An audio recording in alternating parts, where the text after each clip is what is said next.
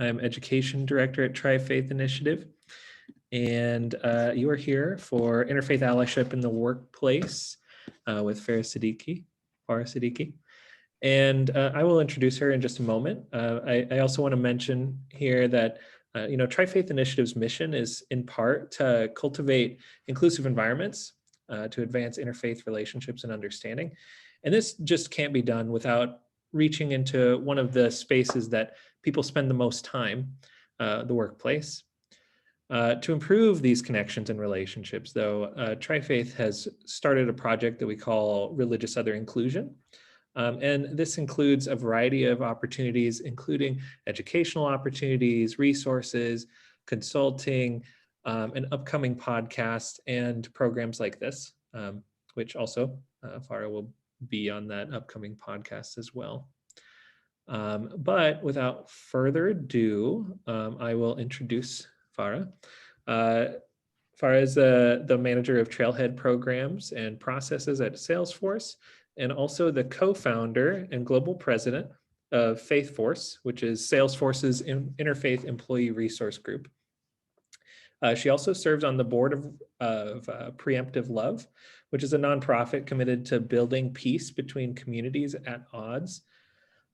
Also Syrian Community Network, a refugee and immigration support nonprofit, and the Illinois Muslim Civic Coalition, an organization promoting civic justice and working towards a more equitable and representative America. So I will hand it to you, Farah. Thank you for the intro. And I haven't drank water, so if I got some throat issues, excuse me. But hello, everyone. Salam, shalom. Excited to be here with you all today. Thank you for the intro, Jeremy.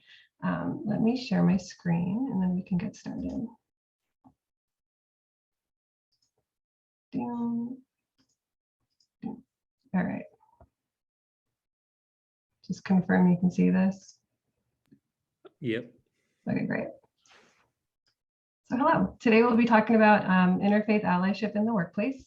I am Farah Siddiqui, like Jeremy said. I am the co-founder of Faithforce, which is our interfaith employee resource group, and I'll share a little bit more about the group later in the talk. And what we're going to be talking about today, three main things. Number one, why religious identity in the workplace matters, why it should matter, why it's important to acknowledge. Why interfaith allyship in the workplace matters, right? Yes, it's important for me to be me, but it's also important for you to understand me and me to understand you. So that allyship component needs to be there. And number three, why interfaith ERGs are awesome. I'm a little bit biased, started one, lead one. It's literally the best one out of the 12 we have at Salesforce, FYI. Just kidding, they're all amazing. We all have our place and our purpose, but they really are awesome and they really do add value to the business, to the organization that they're part of.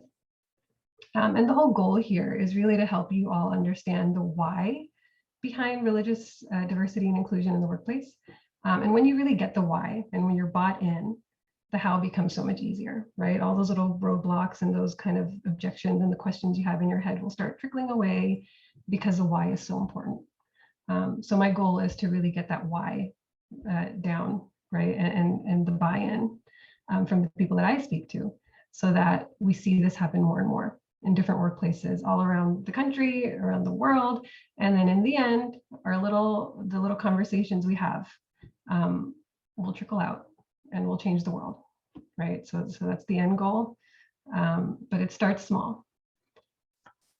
So I'm going to start off with a little exercise. There's a nice small group here. So if you wouldn't mind, in one word, who are you? How would you identify? Just write that word. If you need 2 words, that's okay. But how would you identify? And I don't know if somebody, Jeremy, if somebody could read the words that are coming out. Sure.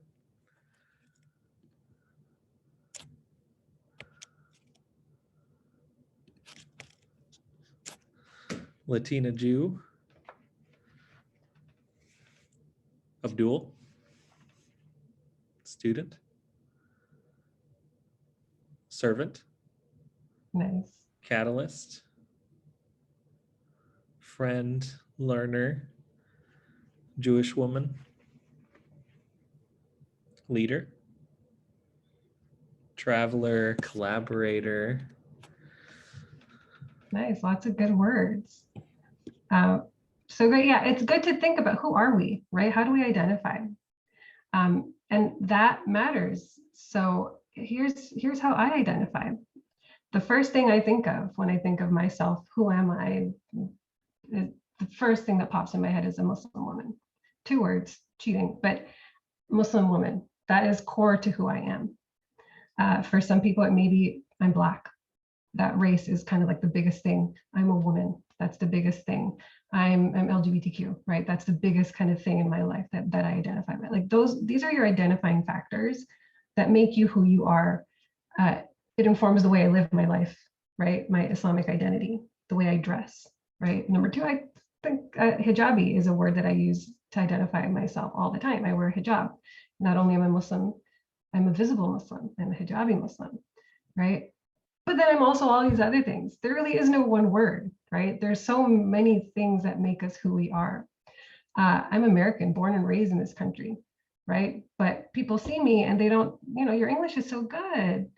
Like, yes, thank you. It should be. Or, these microaggressions that you face in different, races and gender, and you hear about them. You don't hear so much about those religious kind of microaggressions that really kind of make their way into the workplace as well, right? That assumption that Muslim is foreign, that, negates the history of the Black American Muslim experience that's been part of this country's, founding. The slaves who came here had Muslim identities, right? So it's to negate that true lived experience of somebody because of all those assumptions that we hold. We need to do something about that, right? And this is where we'll talk a little bit more about that.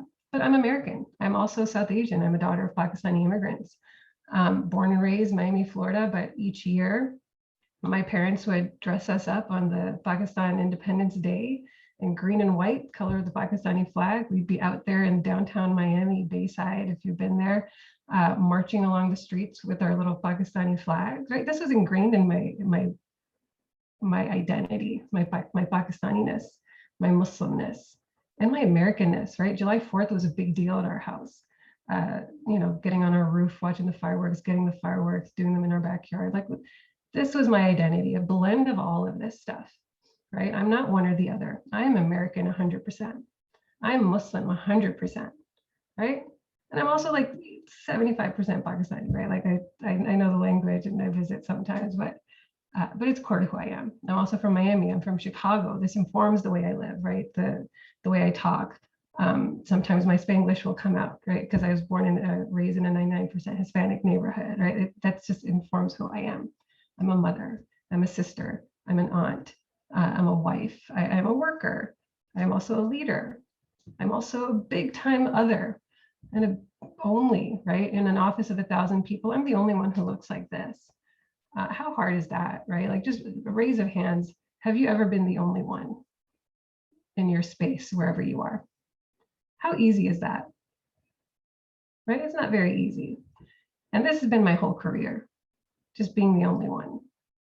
And that's why it's hard. And acknowledging how hard it is for others should make you realize how much you need to be there for the other too, right? Like, I know how hard it's been for me, so I'm going to stand up for you because I know how hard it's been for me, right? And I hope that the same is reciprocated back. So anyways, tangent, we're going to talk about all that. But all of this to say, like, this is who my authentic self is, right?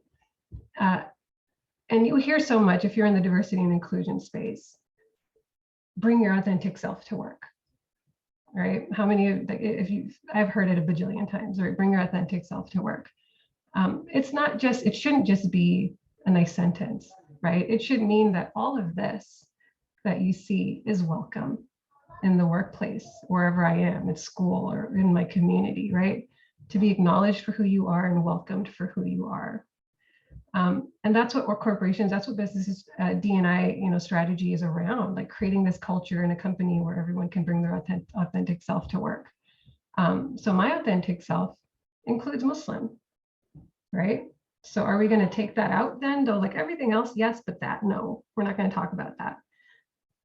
That doesn't feel right, right? So my whole pitch around why religious identity belongs in this conversation is because it's there, right? You can't take the religion out of a person. I mean, you can, right? People do leave religion, whatever. But if I identify as a religious person, that identity is with me. It's good. It's coming with me to the office, right? Your Jewish identity is coming with you in the office. It's not going away. So are we just going to ignore it? Or are we going to include it? Are we going to include it in this beautiful, authentic self narrative that we have? And we definitely should. And that's what, you know, I personally advocate for. So it comes down to who we are matters. If you're in the D&I space, or if you're just in the human space, right? Like just who we are matters. And who we are includes our faith and belief identities and the practices that we don't understand that come along with it, right? Maybe you've never seen a person praying who's a Muslim before. It's a physical act, right? Standing, bowing, reciting, like it's a physical act. And people just don't know, right? They just don't know. And so there's this otherness, there's this fear of what is that? That doesn't belong here when I'm just trying to be me, right? So when I think of inclusion, when I think about belonging, it matters. I think we can all agree, right? But the thing is, for a lot of people who are in the minority, belonging isn't that easy, right? It's not super easy to just be who I am when I'm surrounded by people who are nothing like me. When you're living in a place where nobody believes like you, or working in a place where nobody believes like you, it's not easy to have those open and honest conversations around religion, because so many of us just don't have the language. We don't have the skill set. We don't know how, right? And I think it's not really about bad intentions. It's you just don't know how, because we just don't do it. So I want to push you all to start doing it, right? Just start asking those questions. The very first, when we launched Faithforce at Salesforce, the very first email I got after like our launch announcement was from a manager who emailed me saying, "Oh, I'm so glad this group is here. I have a Muslim employee starting next week. What should I say? What should I do?" I was like, "What? Like, what should you say? You should say hello and, you know, get to know the person." But she was just like, she wanted to be respectful. She didn't know what's okay to say, what's not okay to say. And she just never had that kind of like, she was like thought about it, but didn't know who to talk to about it. And so now all of a sudden there's a space in this community where she can ask these questions and not be laughed at or judged. And now people have the language because we've been talking about it. We've been trying to normalize this part of people's identity. And it's been so important. But if we don't create the safe spaces where we can be who we are, where we can practice our beliefs, if they're not acknowledged or respected, right? And if we don't see ourselves represented in the narrative of equality and inclusion and belonging, we start hiding parts of ourselves, right? You change how your name is pronounced. You maybe take off the kippah, or maybe, you know, I have friends who after 9/11, right, took off the hijab or shave their beards because they were scared to be seen as, you know, this other, this bad thing, this whatever, like we just want to fit in, right? And it weighs on you, it weighs on your heart to kind of hide that part of yourself. And slowly we lose ourselves, right? Like these identities start just blending in because it's easier that way, right? And I don't think that's right. I don't think that's right. I mean, if somebody chooses to do whatever they want, it's your choice, right? But we don't have to make it so hard for people to be who they are, right? I think anybody from any identity can be down with that, right? Like anybody who's LGBTQ, you don't have to change who you are. You are who you are. Welcome, right? You're a Muslim, you need to pray, you wear a hijab, awesome. Welcome. There's a prayer room here for you if you need it, right? But it's not that easy. I remember when I first started at in the tech space in the corporate world, probably 10, 15 years ago. I was the only one who looked like me, right? It was a majority white office, and I had to pray. All of our boardrooms, all of our offices had big giant windows, no locks on the doors. I was like, crap, where do I go? I would like try to go up to the cafeteria and pray. Somebody would come in, I'd pretend I was tying my shoe, right? Like these little things happen. And I think it's a very standard Muslim experience in the workplace, right? Because when you don't know how to talk about it, tell anybody, and just kind of hide and pray in a corner somewhere, and it's awkward. It took me probably 6 months, I don't know exactly, but like it took me a while to just tell my manager, I have to go pray, can you just make sure nobody comes in here? And the second I did, he like jumped up and he was like, yeah, I'll be your door guard. I'll stand guard. I'll take the chair. And like he rolled his chair and he blocked the door and he was so excited. And because they knew I was doing stuff and being weird about it, right? But I couldn't talk about it because it was weird for me. It was hard for me. But the second I did, he jumped up and said, I got you. Don't worry about it. Go ahead. I'll make sure no one comes in. And then that was that. No more fear, no more hiding, no more doing, right? All of a sudden there's this open conversation. So I jumped ahead, sorry. But anyway, so the point is like, this is where allyship comes in, right? When we don't understand our practices, when we don't know the other, when we don't know who we are, this is where that allyship component comes in. And just like it's important in society in our day-to-day, it's important in the workplace because that's where we spend so much of our day. So really quickly, why is interfaith allyship why is it important? I looked up a couple, sorry, go ahead. I was actually wondering if you could define allyship for our audience. Oh yeah. To me, allyship is really, I see it as friendship. I see it as relationship building. I see it as standing up for somebody else who's not like you, right? Speaking up for somebody else who's not like you, showing up. But it all like really boils down to those relationships that we build.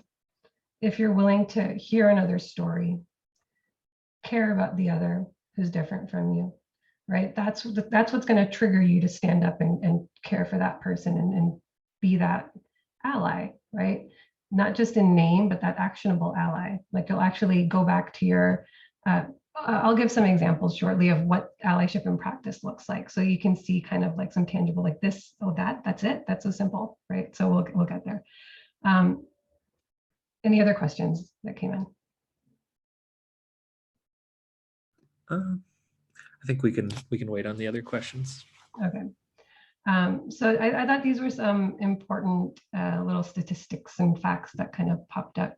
From the Aspen Institute has an Inclusive America Project and then Interfaith Youth Corps. So one thing was that religious illiteracy in the US is widespread, right? And this religious illiteracy, not knowing about our different religious identities, really fuels the prejudice and the antagonism and the hate crimes that we're seeing, right? Because we don't know that other person. We assume they're trying to take over this country and ruin our values, and because we just don't know. So we got to do something about that. And another thing that was noted in the ideal survey that was conducted by IFYC was that college students spend less time learning about people of different faiths compared to race, ethnicity, sexual orientation, all this other stuff that are aspects of diversity and inclusion. There's just not a lot of time and energy spent on understanding our religious identities. And these college students are the ones who end up in the workforce, right? So they're well equipped to deal with a lot of other things, right? But they're not really well equipped to deal with religious difference. And what we see in the news doesn't help, right? Everyone hates each other. Like, what is that? It doesn't add value to the conversation around inclusion and belonging for different identities, right? We don't know how to disagree respectfully. We don't know how to be in a space with somebody who absolutely disagrees with everything I stand for, right? But still treat them with dignity and respect. We don't have that kind of skill set because it's just not taught in schools. It's not promoted in college and university campuses. There's lots of siloing. There's lots of finding safe spaces with people who are like us, and not a lot of going outside and branching out, especially when it comes to religion, right? I think with other areas you do see that, but religion is still an area that we need to work on. But another thing that really jumped out was that the most resilient communities in the world are those in which the other has become the neighbor. How powerful is that, right? I'm no longer this stranger, this other. I'm your neighbor. And this is where that allyship comes in, right? I'm your friend. You're going to stand up for me. I'm no longer this person on the side. And that's what we need to work towards. So interfaith allyship in practice, some little examples. One, I gave you that little story about, the prayer guard. I thought that was perfect example of interfaith allyship. Like, I got you, don't worry about it, I'll take care of you. Another thing, after the Christchurch shooting, right, that happened a couple of years back, a text from my manager, you doing okay? If you need some time off, go ahead and take it, don't worry about coming in. I've had Jewish employees say to me, like after Tree of Life shooting, that outreach that they received meant so much. That's just the fact that this is being acknowledged, that you're talking about this at work, we're actually talking about this, meant so much. That's allyship. Are you okay? Do you need some time? The same thing that we would do for our Black employees, right? After all this craziness in the summer, right? Are you okay? Let's give you space. Let's give you time to heal. Offering that same kind of empathy to somebody in a religious community, right? It's nothing different. It's not taken away from anything else. It's just acknowledging your identity and your struggle.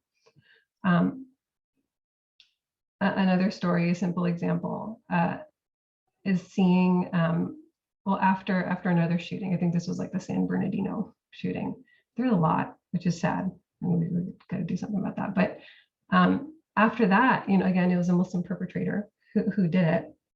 And there was some like articles, I believe, of Muslim women wearing a hijab who were harassed or attacked on the train, on public transportation afterwards. I take a train into work every day. I wear a hijab. I had a coworker reach out to me saying, hey, do you need me to pick you up? Are you good? I had another coworker saying, can I walk with you to the train? I just feel safer if I walk with you. She feels safer for me. I was good, right? But she was like, I just want to walk with you. I want to make sure you're good. These little gestures of kindness, right? This is interfaith allyship in action. That you're actually acknowledging my pain, my struggle, my identity. You're showing value to it. You're making space for it, right? That's interfaith allyship in action. Another thing is just acknowledging somebody's identity, right? Acknowledging things that are important to somebody. I, as a Muslim employee, obviously I'm sharing the Muslim experience, this is mine, but this can be broader, right? Insert any religious identity, religious holiday, or whatever it is. It's a very similar experience. That's what the beauty of interfaith is about, right? That my story is different, but it's very similar to your story. And we can learn from each other and grow from each other. But I remember the very first time we did our Eid event at Salesforce. We did a bunch of smaller ones in Chicago, like I had cupcakes on every floor, and we would do stuff like that, right? Because celebrating alone sucks. Coming into work on your holiday sucks, right? But sometimes it happened, and I would try to make the most of it. But then a couple years ago, we did our very first like really big kind of Eid event. There's a huge screen that said like Eid Mubarak or Eid Kareem. And then our chief diversity officer, Tony Prophet, was standing in front of that screen and wishing all of the Muslim employees at Salesforce a very happy Eid. And, watching in my computer in Chicago, it made me a little emotional. Like, I've never seen this, to be acknowledged in this way, to not have to celebrate alone, or it just makes such a huge just employee morale kind of difference to be acknowledged. So that's I would count that as interfaith allyship, making space to acknowledge the other person's identity. So that brings us to Faithforce. One thing I'll say just before Faithforce, right? I had a Catholic employee that I worked with, coworker, who reached out to me just at work in the office. I worked with him plenty, and he just came up to me one day and he was like, Farah, you seem like you love God. I love God. Can we talk? Like, I know nothing about you. And he was Catholic, and I'm Muslim. And we just started kind of meeting over lunch, and he would share, just how he grew up and going to Catholic school, and I'm like, I send my kids to Islamic school, and we would just start sharing prayers with each other. Like, this is what I say before I sleep, and this is what I say before I sleep. And it was just this little break in the day where we just kind of got deep into like our identities with each other. And I went to mass with him, and it was just this beautiful kind of relationship. And he was so curious, but he never knew how to ask. And he's like, this has been so enlightening for me. I had no clue about any of this stuff about you, right? All I knew was whatever I see kind of, you know, in my own limited capacity of Google searching or whatever. But to have somebody just reach out, have a conversation, go deeper into who you are and what you believe, helped so much. And another situation, I had an LGBTQ coworker, great friends. Like we just worked together. We were good friends. We treated each other with respect and kindness. He told me a story about how he went back home. I believe his family lives in Iowa, and they were watching the news, and there was, you know, some comments made about Muslims, and his dad went on this rant about Muslims in America and stuff. And he got up and he was like, "No, Dad, you know, don't say that. I know Farah, she's Muslim, she's nothing like that." And was that person for me in my community in a space that I could never be in, right? That's allyship, to be that voice when I can't be that voice, to go into the spaces that you're in. When you hear people, if I'm in a predominantly Muslim space, and I see them talking about the Jewish community in a negative way, I'm that ally when I say, guys, calm down. You know, that's not right. We shouldn't say that. This is all based on nothing, right? So just to be that voice in a space where somebody can't be, that's allyship.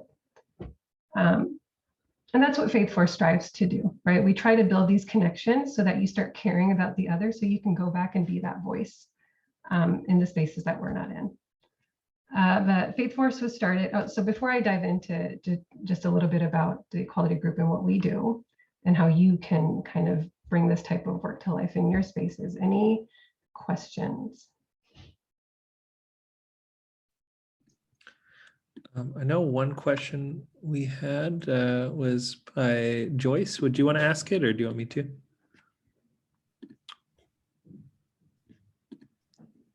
As soon as I could get off mute. Hi, Farah. I'm Joyce, and we are, at my company, we're thinking of starting an interfaith ERG. And so my question is really around, in an environment where, you know, you're told at work, don't talk about your faith, don't talk about religion, don't talk about politics. How did you go about even bringing up the idea of having an interfaith group at Salesforce?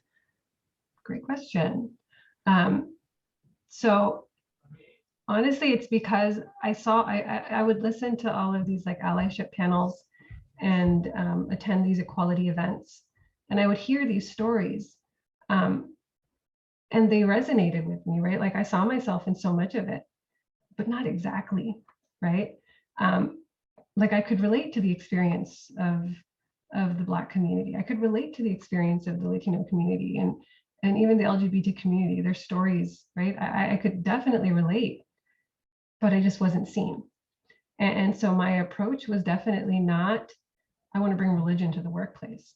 It's never been about that. It's never been about, let's talk about, you know, it's about the person. It's not about the religion, right? It's not about the fact that I am a Muslim and you all need to agree with this or whatever, right? It's the fact that I am Muslim and you say everyone belongs. Do I belong to?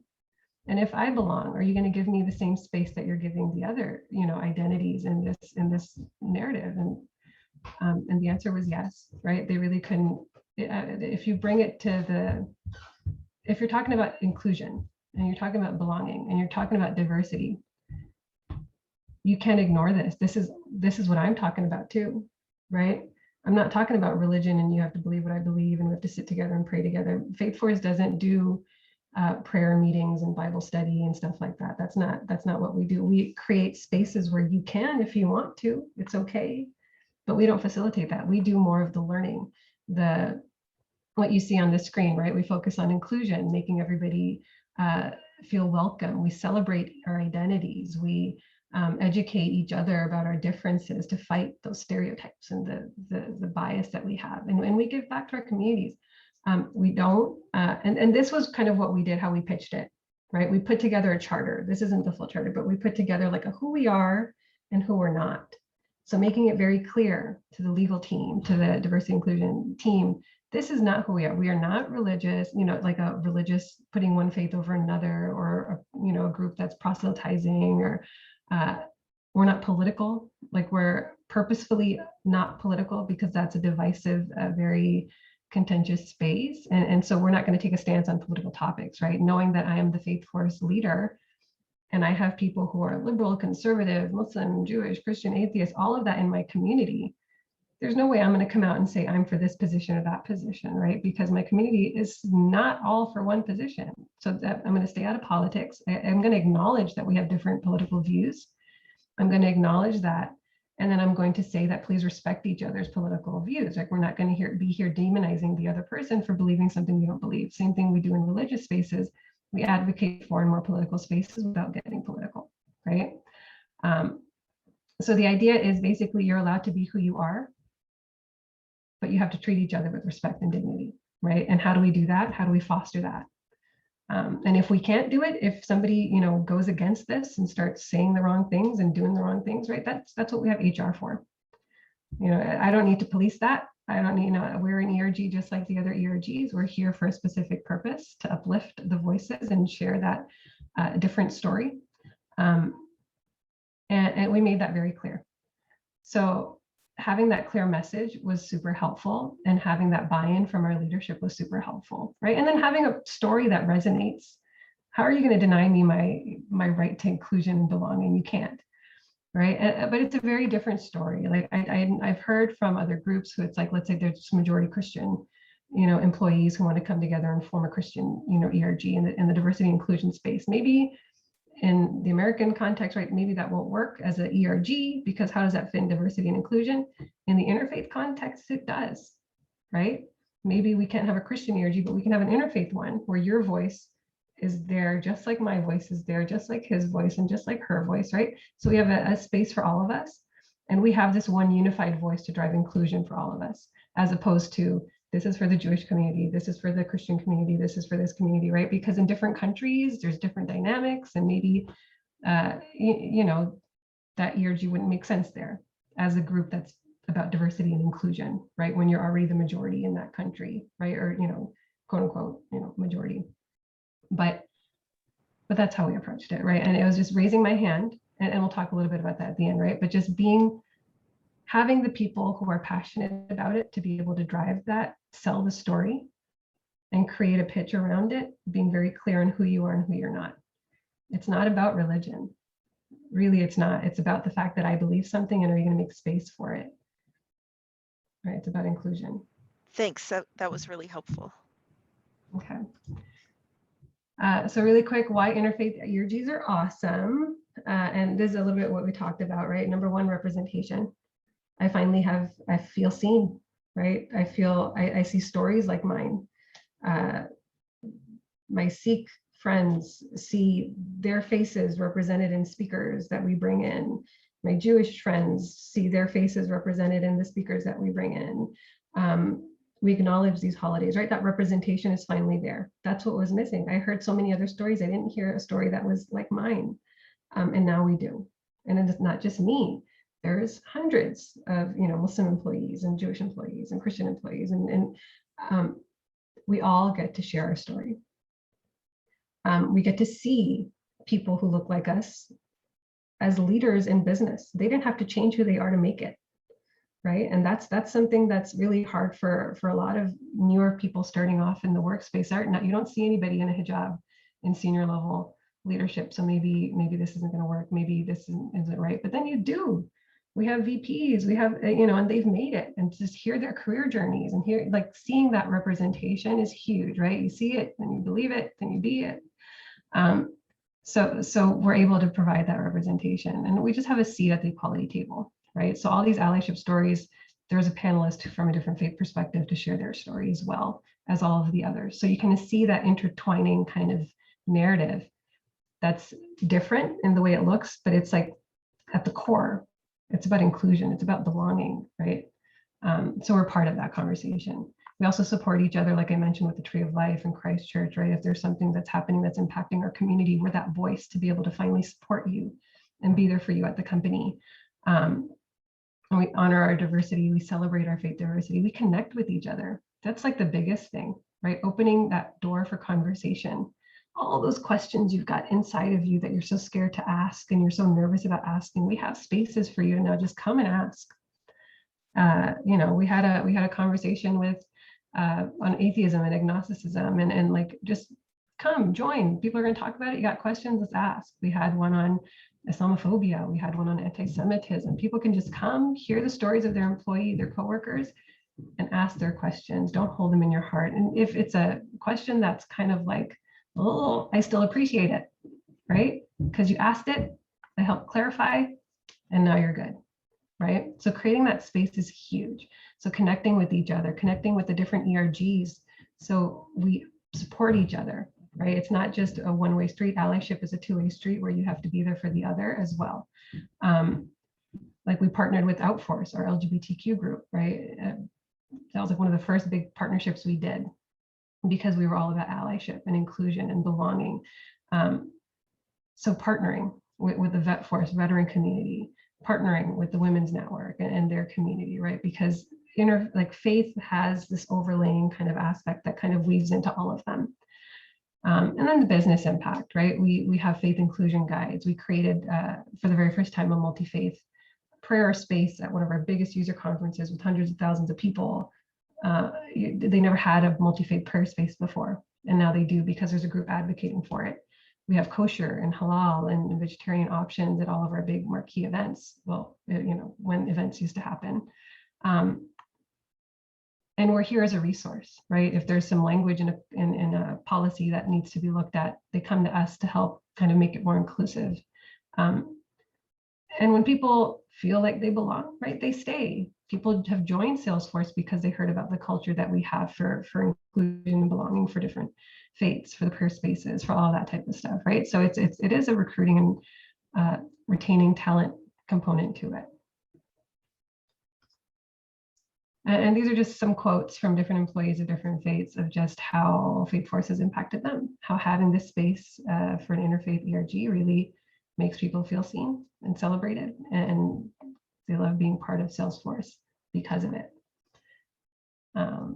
So any questions about Faithforce?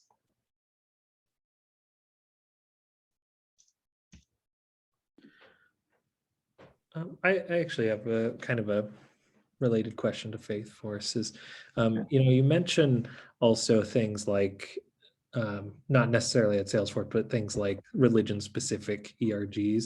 Yeah. How are those or like organic or more casual groups at Salesforce? Are they, you know, how do they work with that?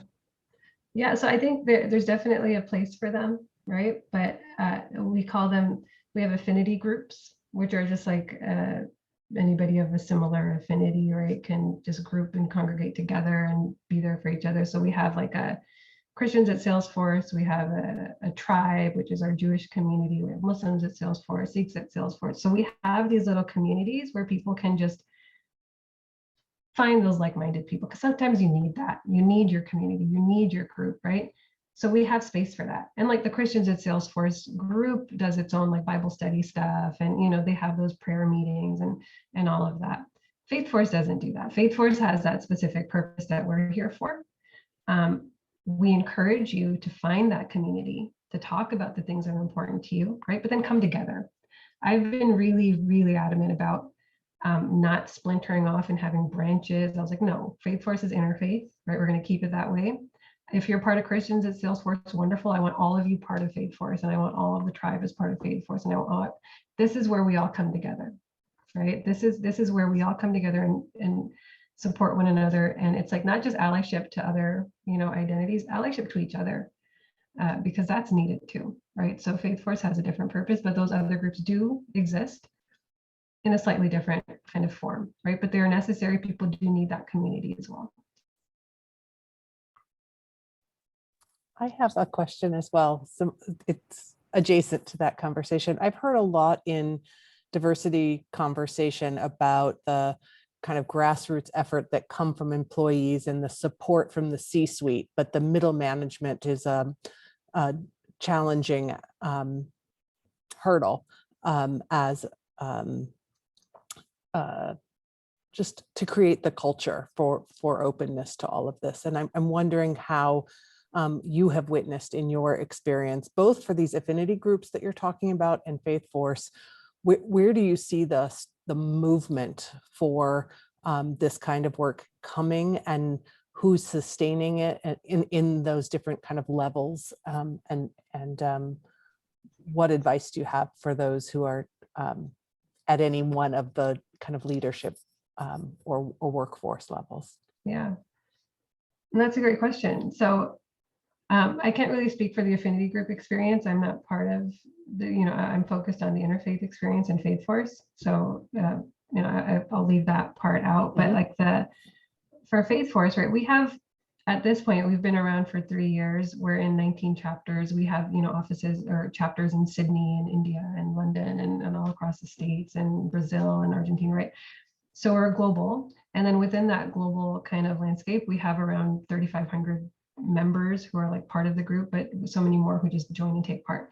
Out of all of that membership, we have people from all levels of the business, right? We have middle managers, we have individual contributors, we have senior level leaders. So the membership base is composed of all of this kind of diverse ranges, right, of who we are. Another thing that we do have, though, is that we have in each region, in each hub, we try to get some regional executive advisors. So these are not necessarily the highest level, C-suite people. These are just in your office, in your location, some leaders of teams who just sign on to be an executive advisor or a regional advisor for your group. They're there to help promote your activities, your work in your offices, in your hubs. And they try to engage their colleagues to come and join, right? So having that regional advisor role, which is not like a set role, right? There'd be multiple who kind of help advocate for your group, and that's super important. And we have executive sponsors as well at the highest level, right? And not all like at the C-suite, but like higher level kind of leaders who are executive sponsors of our groups. And one thing that we'll be working on this year for Faithforce definitely is providing that kind of training for these leaders on how to manage interfaith diversity effectively, because that's definitely something, an area that's missing. Like, yeah, we buy into it, we all agree, but it's like, how do we manage it? How do we create that space so that employees feel safe and feel heard and feel valued? So that's definitely an area we're going to be diving into, to create a network of interfaith champions across the business, across all levels of leadership.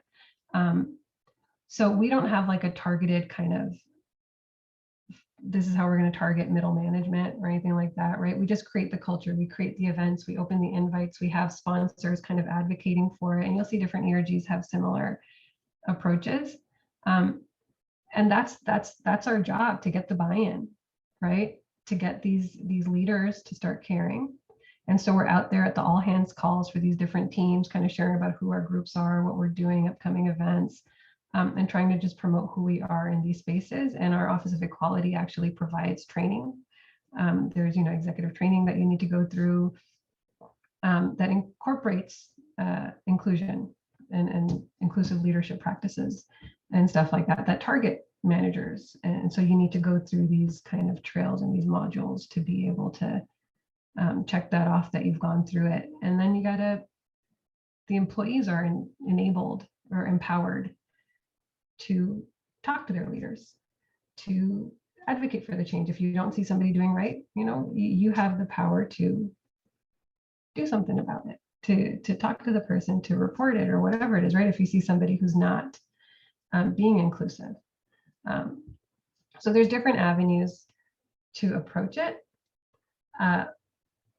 Faithforce is definitely going to try to hone in on that space in the coming year, to create training, to create just one-pagers or something that would help that big region of middle managers, right, who we need to get the buy-in, who are driving these experiences for all of the employees and individual contributors, because our managers really impact our culture at work, right? So we're exploring it. I don't have like the the answer for the best way to do it just yet. I think it's something we're going to figure out. We do have that leadership buy-in, like you said. We do have all of that grassroots effort, but then we're growing. All of our ERGs are growing. There's thousands and thousands of employees who are now part of them. It's not just a handful of grassroots people anymore, right? It's a big thing. It's a big kind of movement, and sustaining it will take just that constant buy-in, and we need to create those programs to get that buy-in. So lots of talks like this happen internally as well. Have you faced some resistance in any of your locations? I haven't. That's a question a lot of people ask, like, what are the biggest obstacles, or, I think the biggest obstacles a lot of times is just for any ERG, just finding the volunteers to do the work in all the different regions, right?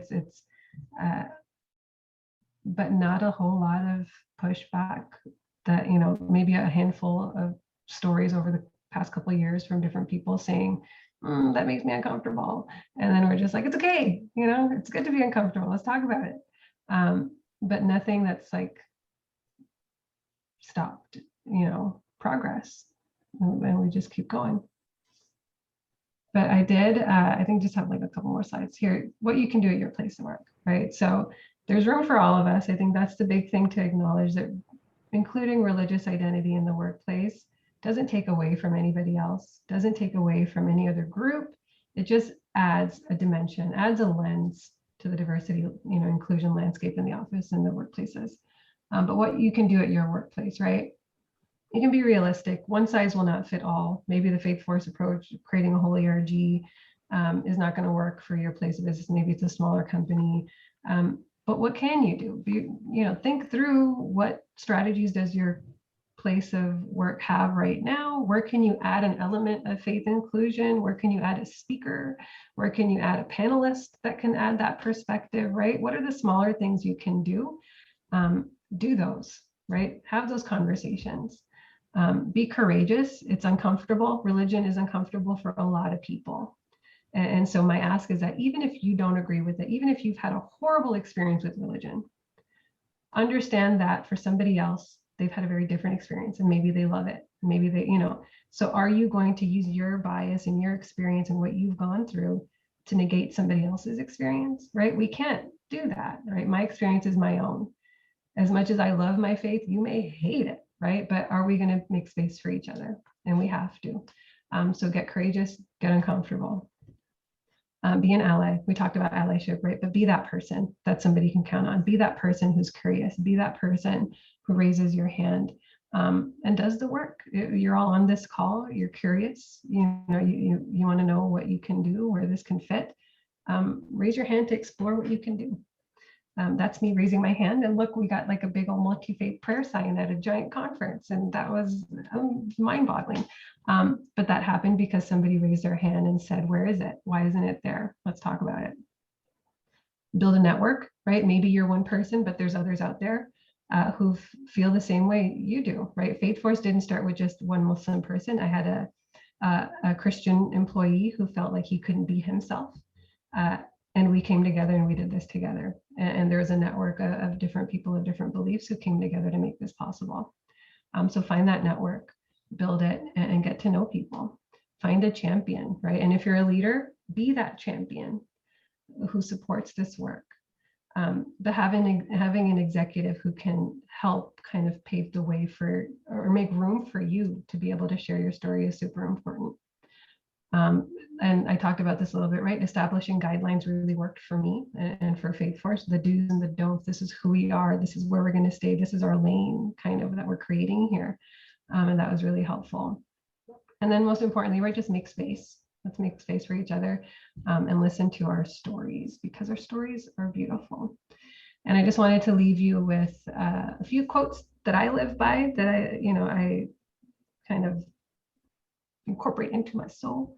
The first one is Quranic ayah, that we created you into nations and tribes so that you may know one another, not that you may despise one another, right? This is from my holy book.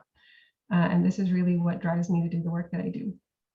Maya Angelou quoted, or in her poem, Human Family, I note the obvious difference between each sort and type, but we're more alike, my friends, than we are unalike. I had this plastered everywhere when Faithforce was launching, because it's true, right? And the more we get to know each other, we'll see that it's true. And then do your little bit of good where you are, and it's those little bits of good put together that overwhelm the world. All these little conversations we're having, they matter. And the more conversations that happen, the better. The more spaces we can get into, the better. And soon the world will change. And I'm very hopeful about that. And sorry, Jeremy, I think I talked way too much, but we have some questions we can have now. Thank you. Thank you. No, that's what you're here for. So, I mean, that's totally fine. We do have a couple other questions. Let's see. So I did see Sierra had a question about the digital time. Would you like to ask that? Sure. I just was wondering if there was anything in particular during the last year where things have kind of moved into a digital space, and people have been working from home. Either challenges you've seen with that along the lines of interfaith allyship, or maybe like really interesting innovations that you're inspired by. Yeah, I mean, we were definitely worried this time last year, right? When the world shut down, and we had so many plans. We had like a big old Easter celebration. We were going to do a Passover thing. There was going to be some really cool like in-person events that we planned, but we had to cancel them all. And then it was just like, you know, oh no, how are we going to maintain that connection?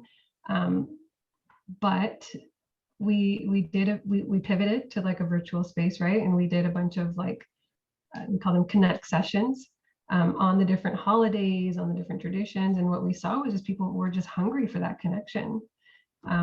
So we had people join, more engagement than we expected, right? And constantly keep joining. You thought they'd get sick of it. But this was like that little hour that they got, you know, every few weeks or once a month, where they could actually just talk about these things still and connect with people. They haven't gone to church in so long, and they just wanted to sit and sing together. And we had a holiday spring concert, right? So creating these spaces where people could still find that community that was so missing, right? It actually boosted attendance, right? I think people were just so eager to connect and keep connecting. Also, just over the summer, with everything that was happening with our Black community and the anti-racism work going in, right, with Faithforce, I didn't want to take away from any of that and just be an added noise, like, what about me? What about my pain? Right? No, this is a time to focus. And what can we do to lean in this space? So we had, with Preemptive Love, so I'm on the board of that organization. This is a shirt from Preemptive Love. Go ahead and get it. It's wonderful. But they have a Love Anyway workshop, which is a 4-week program, one session a week, 1 hour a week, where you kind of dive into important topics that kind of resonated with what was going on at the time: the power of apology, the power of listening, honoring dignity while maintaining, but while disagreeing, and all of this stuff kind of just added to the trainings and the conversations that were being offered over the summer.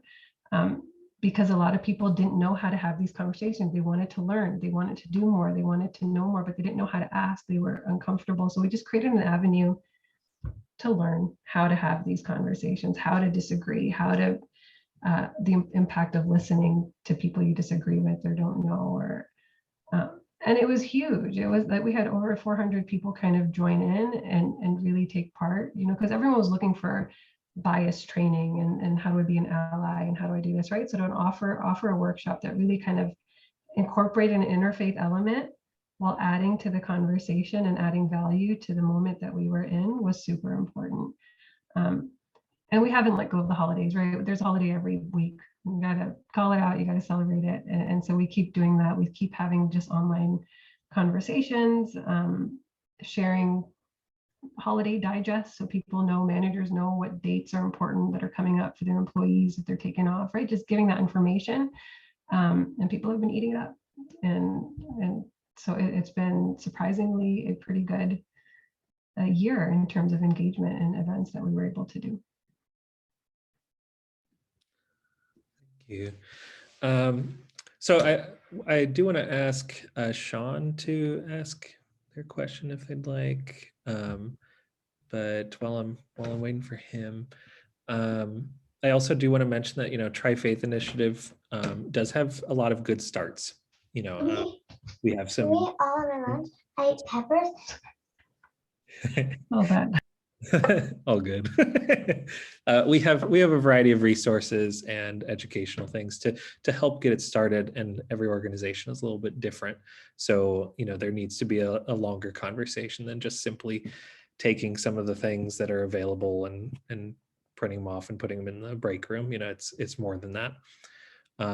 Sean, are you still there? Would you be able to ask your question? I'm here. I think you pretty much answered my question, but I was interested in some of these organizations where you try to create space for certain individuals.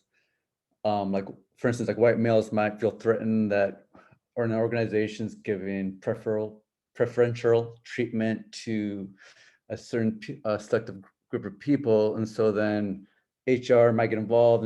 It's a fine line of how do you balance those two separate, I want to say separate interests, but different like belief systems, maybe, possibly. And that sometimes organizations freeze. So it's more lip service because they don't know what to do. So how does an HR or an organization kind of walk that fine balance? Like especially in the past year, like, are there any guidance? So my child was screaming at me for half of that question. But I think, correct me if I'm wrong, but like, how do we navigate preferential treatment for different faith groups or Yeah, I mean, it can appear like that, yeah, but the majority might feel threatened because like, why is this group? Yeah, no, so thankfully, we haven't seen a lot of that. And I think we try to make space for all of us, right? So even like we had a huge Eid event, we had a huge Passover, we had a huge Christmas event, right? So there's space for all of our stories. When we have our panelists, we try to include all of the different perspectives.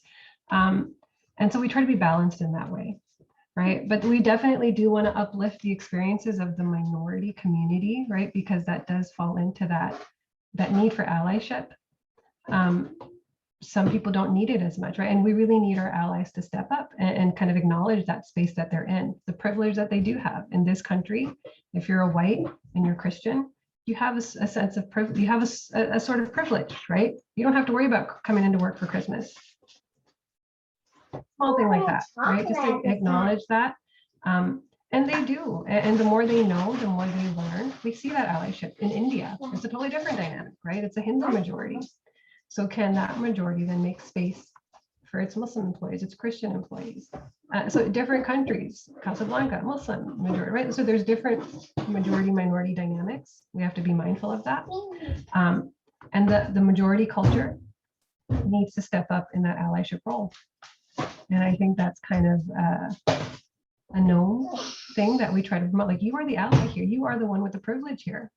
So please be a voice for me in spaces that I can't be in, right? So there's an allyship dynamic that we have internally within Faithforce as well that we need to really champion. Well, that answer your question. Thank you so much. I believe we are very close to time. Are there any parting words or advice you'd like to give before we end today's session?